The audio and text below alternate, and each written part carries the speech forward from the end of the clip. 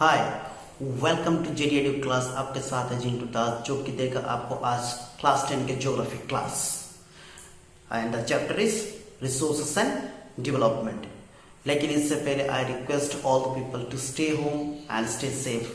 हमको लड़ना है कोरोना वायरस के साथ। और स्टूडेंट्स, घर पर ही रहो बिंदास, क्योंकि आपके साथ है आपका सर जिंटू दास जो कि देगा आपको घर पर ही क्लास। लेकिन इससे पहले कर लीजिए आप subscribe JD Edu class.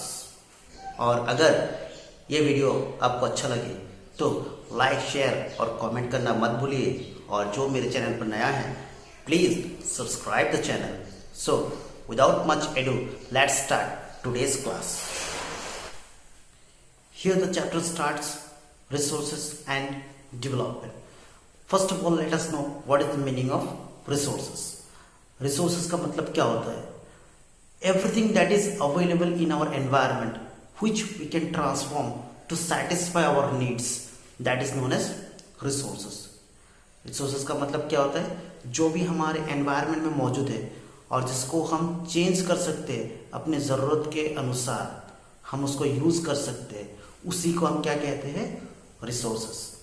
And resources mainly divide किया गया है 2 कैटेगरीज में। और वो क्या क्या है? What are they? One is natural and the other is human. You can see the full chart on my screen. So here we can see the chart. Resources is divided into 2 main categories.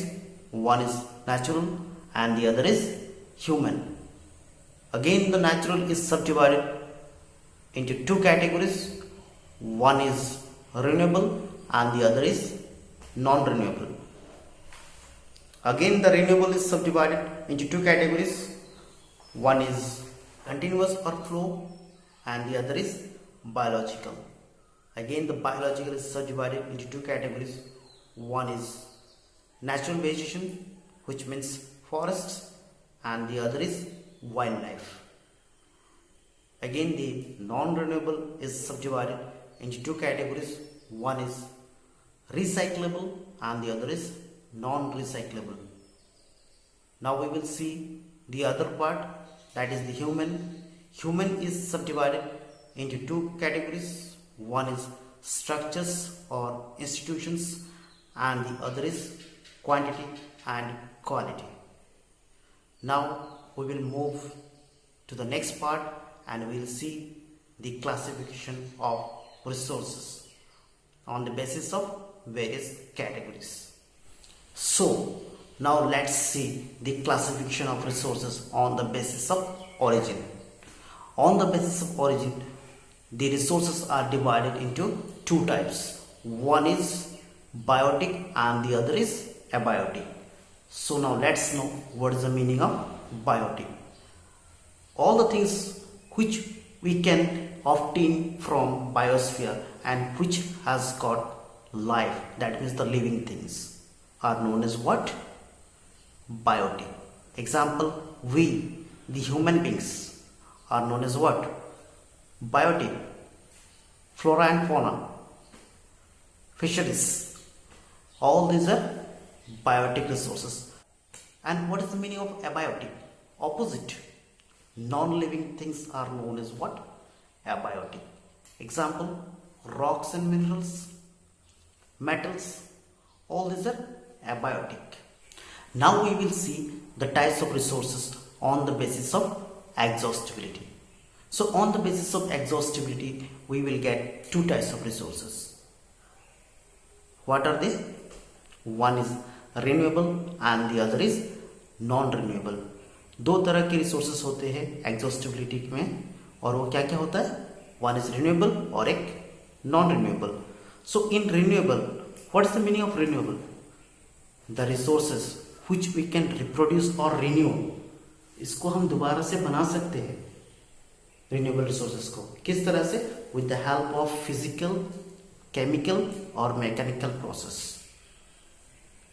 Example, solar energy, wind energy, forest, wild life. So these are the renewable resources. Next comes non renewable. Non renewable क्या होता है? Non renewable resources are those resources which takes millions of years to reproduce, जिसको हम दोबारा बनाने के लिए millions of years लग जाते हैं। ये इतनी आसानी से हमें नहीं मिलता है, ये मिलियंस ऑफ ईयर्स लगता है बनने में। Example fossil fuels. Next comes the types of resources on the basis of ownership. On the basis of ownership, you will be getting 4 types. What are they? Individual resources, community owned resources, national resources, and international resources. So now let's see what is the meaning of individual resources. Individual resources क्या होता है? These resources are privately owned by the individuals. For example, I have got a land, property, plantation, pasture lands, lakes. All this can be said as the examples of the resources which are owned by the private individuals. Next comes what? The community owned resources. So what is the meaning of community owned resources?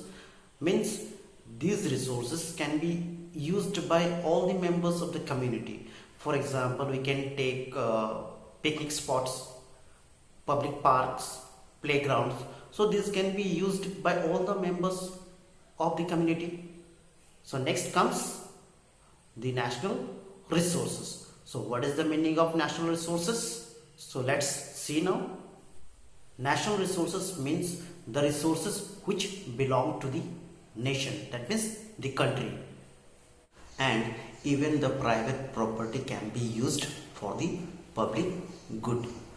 And one more important thing is here, that all the things which are within the political boundary belongs to the nation, as well as in the oceanic area up to 12 nautical miles. Now we will move to the next resource, that is international resources. So what is the meaning of international resources? So here it goes. There are some resources which cannot be used by a nation. Those resources are regulated by some international institutions. And what is the area? The oceanic area beyond 200 nautical miles of the exclusive economic zone. Now we are going to see the different types of resources on the basis of status of development. First comes potential resources, then developed resources, then stock and reserves. Now what is the meaning of potential resources? So let's see what is the meaning of potential resources.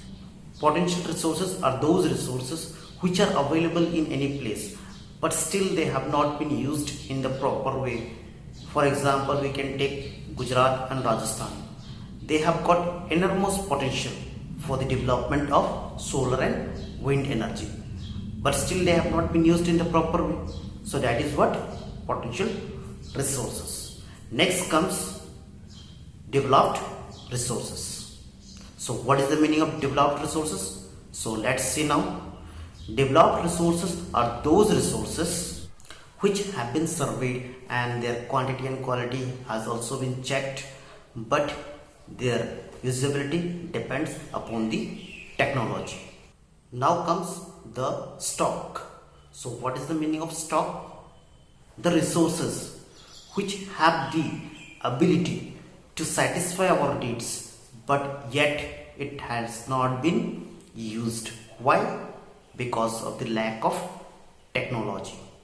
So let's see the example. We can take the example of water. Water is a combination of hydrogen and oxygen. Both these gases are inflammable. These gases could have been used as a rich source of energy, but due to the lack of technology we have not been able to acquire them. So now let's move to the next resource, that is reserves. So what is the meaning of reserves? Reserves are the subset of stock, means these resources are available in our environment and we can use it with the help of the present technology, but yet we have not used it in the proper way. Only in limited way only we have used. Example, we can take the river water, dams, forests, etc. And whereas we can see that the river water can be used for generating hydroelectricity in the future also. So these are used only in limited places only. So whereas we could have used it in the proper way and we could have used it more. So I hope you are clear with this part. Now let's move to the next topic. Now we are going to see the development of resources. So we know that resources are the gift of nature. It is very important for our survival and to maintain our life. But human beings are using it in an improper way, for which we are facing some important problems, major problems. So what are they? Number one is depletion of resources for satisfying the greed of few individuals. Means what? Few individuals are there who are utilizing these resources in an improper way. That means they are using it more than they want or they require. Next point is accumulation of resources in few hands, in which the society has been divided into two segments. One is haves and the other is have-nots. Means one is rich and the other is poor. In this way, what happens? The rich becomes richer and the poor becomes poorer. The next point is indiscriminate exploitation of the resources, due to which we are facing some major problems like land degradation, environmental pollution, again we can say global warming. So these are the problems which we are facing due to exploitation of the resources, due to heavy uses of the resources. If all these things will be continuing like this, then we will not have global peace in our life. So for this we should have a proper planning of the resources. So now let's see resource planning. There are many places where the availability of some resources are in abundance, but in some places it has scarcity. Means what? In some places the resources are available in a great quantity and in some places it has shortage. We can take the example of coal and mineral deposits. There are some places which are very rich in these things. Just take the example of the states like Chhattisgarh, Jharkhand, Madhya Pradesh. Whereas when we see in Arunachal Pradesh, it has got water in abundance, but due to the improper infrastructural development, it is not able to utilize it in the proper way. Again, we can take the example of the cold desert Ladakh. It is a very beautiful place. Nice heritage is there. People goes there to visit the place because of its beauty. But there is lack of water and some important minerals are not available in that place. Again, we can see that in Rajasthan. Rajasthan is a very good place to utilize the solar and the wind energy, but there is lack of water. Thus, we have seen that means there is some imbalance in the nature. How? In some places the minerals or the resources are available in abundance, whereas in some places there is shortage. So we have to make the proper balance. And how can we make this balance? By interchanging the resources. Means in the places where those resources are not available, that means the shortage is there of certain resources, then we have to take those resources from the places where those resources are available in abundance. So in this way we can make a proper balance in the country. So now let's see resource planning in India. So this resource planning is actually very important thing. It involves certain important things, and those things are what? The first point is identification and inventory of resources across the regions of country. That means first of all we have to identify those resources by surveying across the country, and we have to see their usability, how it is useful for us, as well as we have to check its quantity and quality. Means we have to see how much it is available and how is the quality of that particular resource. So the next point is evolving a planning structure endowed with appropriate technology, skill and institutional setup for implementing resource development plans. So what is the meaning of this point? Means we should plan in a proper way to use these resources in the proper way. So how can we do so?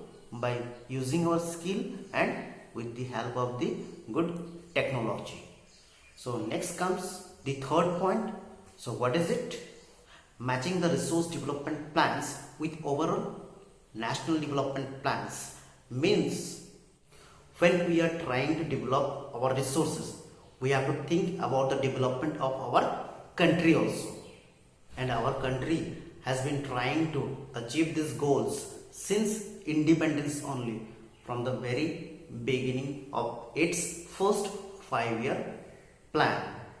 Here it is very important for us to know that in any place for its development, proper availability of resources should be there, but along with that technology should also be developed.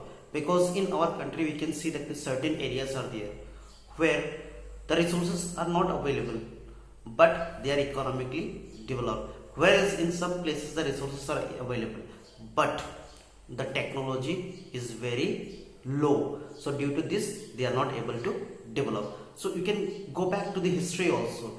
That means in the earlier period the main attractions for the foreign invaders were in the places where the resources were available. We can see that means the British established their colonies in the places where the resources were available in abundance. But one more important thing is here to know that along with these resources, technology should also be improved. So both these things should go hand in hand. Then only the certain areas will be developing. Thus, we can say that along with the resource, technology, human resource and historical experience is very important for any development in the country. Now we are going to see the conservation of resources. So as we all know that for any development the resources play a very important role. But if we use it in an excessive way, that means we use it more than we want, then we will face socio-economic as well as environmental problems. Thus, we have to conserve the resources, otherwise our coming generations, they will face problem, because if we use it in an excessive way, it won't be available in the coming future. Here we have seen that our leaders and the thinkers from the very past only, they have been saying about this importance of conserving the resources. We can take the example of Gandhiji. He had already said in his own words in the past that there is enough for anybody's need and not for anybody's greed. Means what? There is enough things available for anyone, but if someone is very credit, then for him these all resources are also not sufficient for him. So in this video I have explained up to this much only. In the next video I'll be explaining you the rest of the chapter. ये video में मैंने आपके लिए सिर्फ इतना ही explain किया, अगले video में मैं पूरा चैप्टर एक्सप्लेन कर दूंगा. So till then wait for the next video. Very soon you will be getting it. And once again आपको अगर ये वीडियो अच्छा लगा तो लाइक, शेयर और कमेंट जरूर कीजिए. और जो मेरे चैनल पर नया है please subscribe the channel. So thanks for watching the video. Bye bye.